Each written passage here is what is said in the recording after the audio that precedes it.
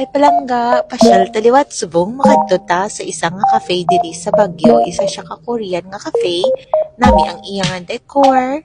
Kay sa una bala, garden siya. Galing nagsaylo sila. Subong indoor na sila. Galing dara pa man gyapon nga garden team. So, baligya man sila sa fresh flowers, sa dried flowers, pati pa nga giftables.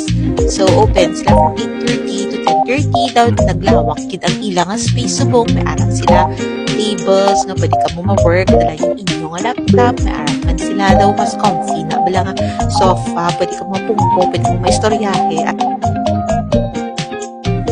kadto kami para mag-almusal ang in-order namon isa ka bibimbap kag ang iri nga bulgogi rice. Ang bibimbap amo ni siya daw may ara siya meat kag may ara pa siya vegetables. Nag-order man kami sang caramel latte kag nagbakal ko ni kay nami ang iya nga kulay. May ara siya violet kag orange kag yellow bala ang tawag dito halabong tea. Ini nga bibimbap kadako-dako gid sini di ko ni maubos na mag-isa pero pipili ko gid yakan. Yes, diri na lang ato next time. Bye-bye.